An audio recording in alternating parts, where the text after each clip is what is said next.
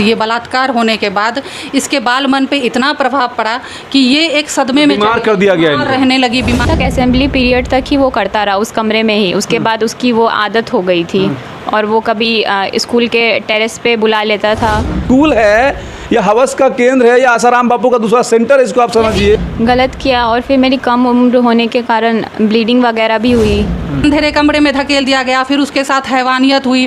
फिर कितनी बच्ची है जो अंदर ही अंदर घुट रही है। 10 साल की बच्ची रहेगी, आप उसको किसी अंधेरे कमरे में किसी दरिंदे के साथ धकेल के और उसके वीडियो बनाते थे हर उस लड़की की जिनके साथ वो करते थे। कुछ लड़कियां जो उनके साथ लिविंग में अपनी मर्जी से रह रही थी उस वक्त पे। वहाँ की लड़कियाँ हॉस्टल में जो रहती थी जो का क्या मानसिकता है डायरेक्टर से ही इस तरह से बना के रखा था। नहीं समझ में आ रहा है। लाइब्रेरी के अंदर रेस्टरूम की जरूरत क्या है? लाइब्रेरी के अंदर पहली बात तो स्कूल में रेस्टरूम की क्या जरूरत है? क्योंकि जहाँ बच्चे तो यहाँ से मैं जाती थी और भी कुछ जूनियर बच्चियाँ बच्चे सभी जाते थे, लड़के लड़की, और बाकी ज़्यादातर सीनियर्स भरे रहते थे।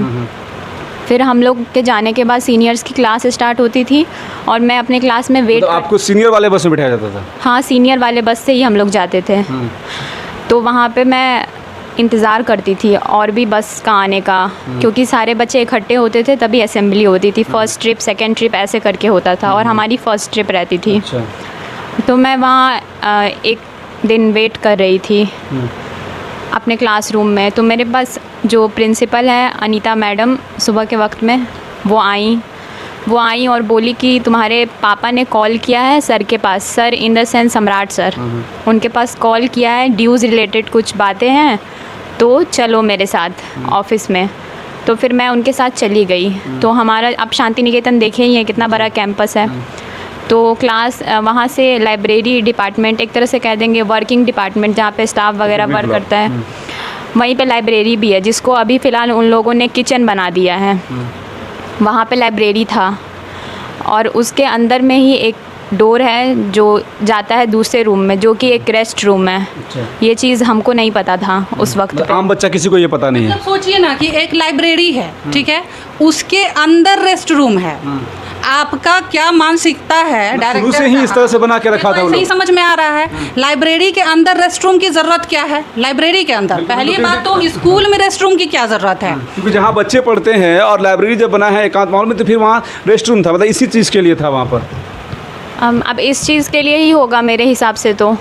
तो फिर उसके बाद वहाँ से थोड़ी दूर है, मेरे क्लास से थोड़ा दूर है लाइब्रेरी। तो फिर मैं वहाँ उनके साथ गई लाइब्रेरी में, थोड़ी देर वो रुकी और फिर उसके बाद उन्होंने कहा कि देखो ना मेरा साड़ी ज़रा ठीक कर दो। कहा मैंने ठीक किया थोड़ी देर। तो फिर उसके बाद उन्होंने कहा कि तुम चलो ना हम आते हैं। तो फिर मैं वो डोर खोल करके जैसे ही अंदर गई, बाहर से गेट लॉक कर दिया अनीता मैडम ने, और अंदर से अंदर लाइट ऑफ था।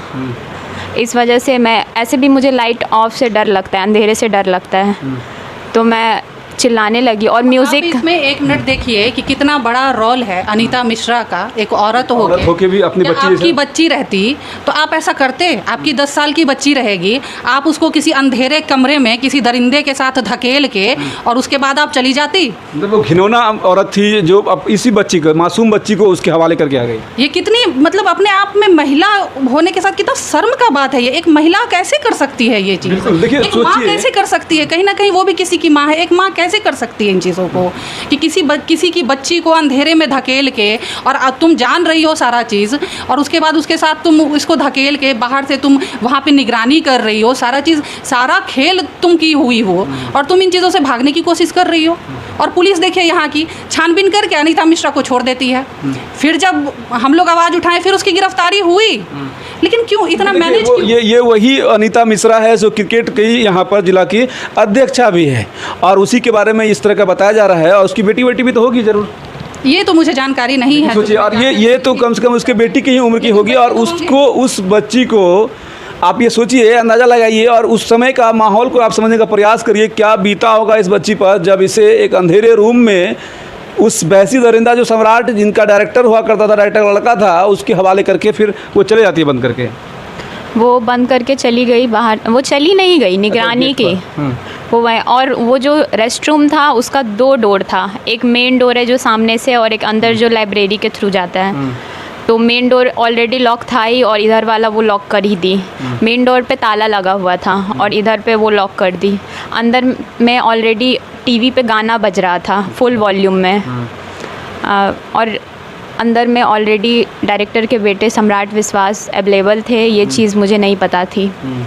और मैं वहाँ चिल्लाने लगी कि मैम दरवाज़ा खोलो, दरवाज़ा खोलो। तो फिर वो बोले कि अरे तुम घबरा क्यों रही हो, मैं हूँ यहाँ पे। उसके बाद उन्होंने टच करने लगा और फिर उसके बाद वो जो भी मतलब सम्राट तुम्हारे साथ उस दिन गलत किया? उन्होंने मेरे बाल खींचने लगे, मुझे थप्पड़ भी मारा। फिर उसके बाद जब चलिए, मतलब आप इसके आगे की कल्पना खुद कर सकते हैं। वो फर्स्ट बार था जब एक डायरेक्टर का लड़का, एक मैच्योर्ड पर्सन जो उस विद्यालय की देखरेख के लिए था वहाँ पर, उसके बच्चे थे वहाँ पर, और उन्होंने उस दरमियान तुम्हारे साथ गलत किया। और फिर मेरी कम उम्र होने के कारण ब्लीडिंग वगैरह भी हुई। तो कुछ वीडियो वगैरह भी बनाया? हाँ, वो ऑलरेडी पता नहीं उनका शायद सेट था उस रूम में। वो वीडियो बनाते थे हर उस लड़की की, हाँ, जिनके साथ वो करते थे। वीडियो को लेके मैं एक बात कहना चाहूँगी कि 2021 के दिसंबर में उसी स्कूल की किसी छात्रा का वीडियो वायरल हुआ था। अच्छा जी, ये सूत्रों से अभी जानकारी मिली है, क्योंकि इसके बारे में मुझे ज़्यादा जानकारी नहीं है और ये पुख्ता जानकारी है, ये भी मैं बता दूँ अभी कि ये पुख्ता जानकारी है, सुनी सुनाई बात नहीं है ये। 2021 के दिसंबर में उसी शांति निकेतन शिक्षण संस्थान की एक छात्रा का काफ़ी वीडियो वायरल हुआ था। ठीक है, किसके साथ वीडियो वायरल हुआ था वो? ये अभी पूरी जानकारी बता नहीं सकते, मतलब अभी बता नहीं सकते हम, मीडिया को ये चीज़ें अभी नहीं बता सकते। समय आने पर सारी चीज़ों को खोला जाएगा, सारी परतों को खोला जाएगा। और ये जो वीडियो वायरल और ये जो सेट वाला कहानी है ना, ये इनका पिछले 10 साल से चलते आ रहा है। अब आप समझिए कि इस पीड़िता के साथ, इस बच्ची के साथ 5 साल पहले ये घटना हुई। ठीक है, उसके बाद ये वहाँ से कहीं और पढ़ने के लिए चली गई या फिर अच्छा ये चीज़ हुआ तो आप तो चाहती तो आप सर को बताती या घर पे बताती, तो उस दिन बताई नहीं किसी को? एक तो पहली बात, जो उस स्कूल के जितने स्टाफ है सभी मैनेज हैं, कोई किसी में इतनी हिम्मत नहीं है। और हॉस्टल के लड़के भी मैनेज हैं। शायद ही कुछ हॉस्टल के बच्चे होंगे मासूम, जिनके साथ शायद उन्होंने गलत किया तो फिर वो उनके खिलाफ होंगे। और कुछ लड़कियां जो उनके साथ लिविंग में अपनी मर्ज़ी से रह रही थी उस वक्त पे। वहाँ की लड़कियाँ हॉस्टल में जो रहती थी या जो स्कूल में? क्लास में कुछ ऐसी लड़कियाँ थी भी उस मानसिकता की, जो शायद क्या है ना कि ये उस टाइम में कुछ भी है तो बाल मन था, परिपक्व था नहीं दिमाग, डर गई, वो बता नहीं पाई। हम लोग ही अपने अगर बचपन की कहानी को लेके चले तो कोई अगर चुप कह देता था तो हम लोग चुप हो जाते थे, लेकिन वही जब दिमाग परिपक्व होता है और कोई अगर चुप कहता है तो उसको हम लोग जवाब देते हैं अभी। लेकिन उस बाल मन को देखा जाए कि एक अंधेरे कमरे में धकेल दिया गया, फिर उसके साथ हैवानियत हुई, फिर उसमें अनीता मैडम मारी पीटी भी, इसको थप्पड़ से मारती थी, डराई भी होगी सब कुछ कि किसी को बोलोगी तो मार देंगे, इस तरह का कुछ बताया गया होगा। जब वारदात मेरे साथ हुई थी उसके बाद जब सम्राट विश्वास ने पूछा भी था अनीता मैडम से कि बाहर में कोई है भी, तो उन्होंने जवाब दिया कि जी सर अभी कोई नहीं है।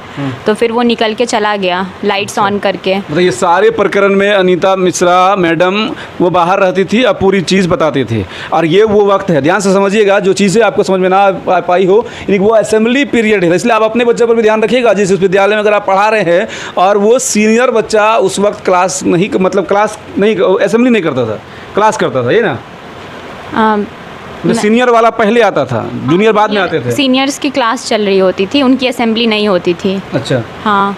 अच्छा, तुम्हारी क्लास होती थी उस वक्त? नहीं, जूनियर्स की असेंबली होने के बाद ही उसी का फायदा उठाता था वो।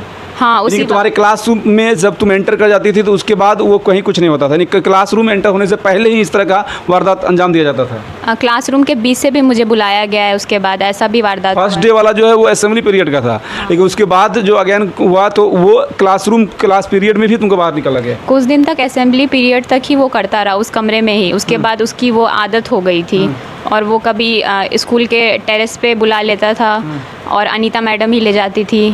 फिर कभी अपने ऑफिस में, जो उनका मेन ऑफिस है वहाँ पे, हालांकि सीसीटीवी कैमरा भी लगे हुए हैं। तो मेरा ये भी क्वेश्चन है डायरेक्टर सर से कि क्या आप सीसीटीवी कैमरा देखते नहीं थे? और फिर उसके बाद वो लाइब्रेरी में, मोस्टली उनका वही था वो रेस्ट रूम। तो जब ये मेरे साथ हुआ था, जब वो चले गए थे, तो उसके बाद मैं उसी हालत में भागना चाहती थी वहाँ से। मैं भागना चाहती थी, लेकिन अनीता मैडम ने मेरा हाथ पकड़ा, मरोड़ा, 2-3 थप्पड़ मारा और कहा कि किसी को। ये रेगुलर मतलब रूटीन बन गया था फिर? जब भी स्कूल जाओ तो फिर सम्राट विश्वास के हवस के शिकार और बनूं। कहीं ना कहीं इसी वजह से, जैसा कि अजीत विश्वास ने भी ये चीज़ स्वीकारा है कि बच्ची की लगातार तबीयत खराब रहती थी, तो कहीं ना कहीं ये प्रकरण होने के बाद, ये घटना होने के बाद, ये बलात्कार होने के बाद इसके बाल मन पे इतना प्रभाव पड़ा कि ये एक सदमे में बीमार कर दिया गया बीमार रहने लगी, इतना बीमार रहने लगी कि पढ़ाई लिखाई, कभी ये स्कूल कभी वो स्कूल, होता है ना। और क्योंकि ये सबसे बड़ी बात है कि उस उम्र में अगर किसी के साथ यौन शोषण हो और इतना डरा धमका के हो, तो कहीं ना कहीं उसका मानसिक रूप से बीमार होना तो लाजमी है ही, और कहीं ना कहीं उसी के कारण से, उसी हवस का प्रभाव के कारण से बच्ची बीमार हो गए, नहीं जी बिल्कुल, उसी प्रभाव से ही बीमार हुई है ना। उसे जब इसको अटैक आता है तो उसी का नाम लेती है, और किसी का नाम क्यों नहीं लेती है? अनीता मिश्रा का नाम ही जो प्रकरण इनके साथ होता था, क्योंकि हम लोगों ने भी एक वीडियो देखा है, वही चीज़ वो दोहराती है कि सर प्लीज़ मेरे बाल मत खींचो, ऐसे मत करो, वैसे मत करो, अनीता में मुझे छोड़ दो, यही है ना।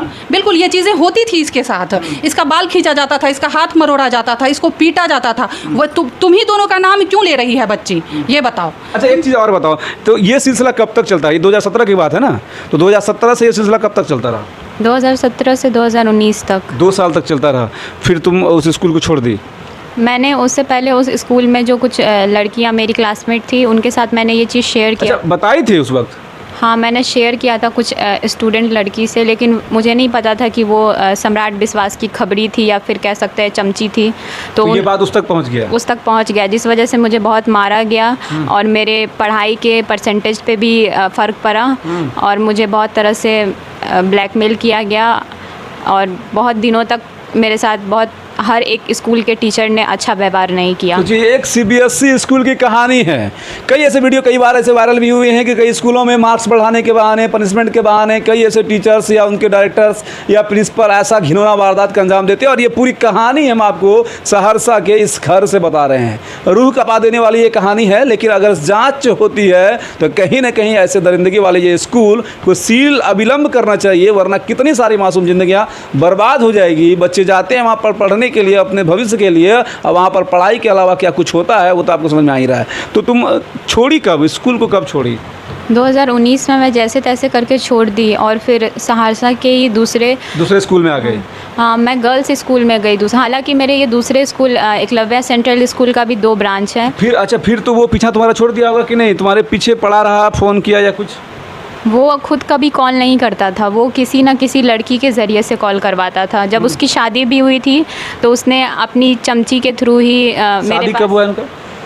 ये नहीं मुझे याद है। शादी के बारे में इसको नहीं पता है, ये इसका कोई उससे तुम्हारा कोई कनेक्शन था ही नहीं? नहीं। और दूसरी बात है कि सम्राट विश्वास पूरा प्री प्लानिंग करके चीज़ों को कर रहा था, तभी तो वो अपने नंबर से फ़ोन नहीं करता था या खुद से कांटेक्ट नहीं करता था।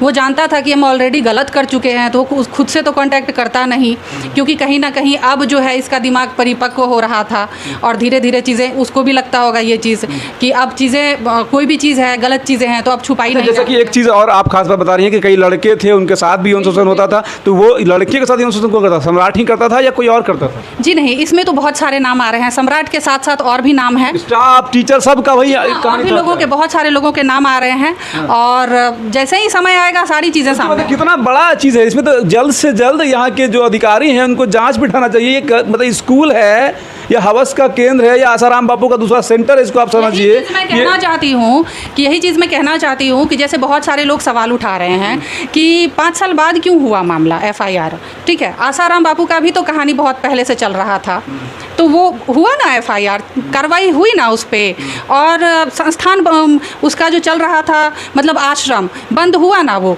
तो उस पर जांच हुआ सारा कुछ। ये क्यों नहीं बंद हो रहा है? ये भी होगा। और हम लोग हैं, जितने भी मीडिया है या जितने लोग हैं, हम लोग उनसे भी दरख्वास्त करते हैं, जितने भी सामाजिक संगठन है, अगर आपके घर में बेटी है, नहीं भी है, फिर भी आप इसको समझने का प्रयास करिए कि एक बच्ची के साथ, फूल जैसी मासूम जैसी बच्चियों के साथ इतना दरिंदगी व्यवहार उस स्कूल का टीचर, प्रिंसिपल, डायरेक्टर का लड़का ऐसा करता था, तो आप समझ सकिए कि बच्ची के मानसिक प्रभाव कितना पड़ा होगा मानसिक स्तर पर।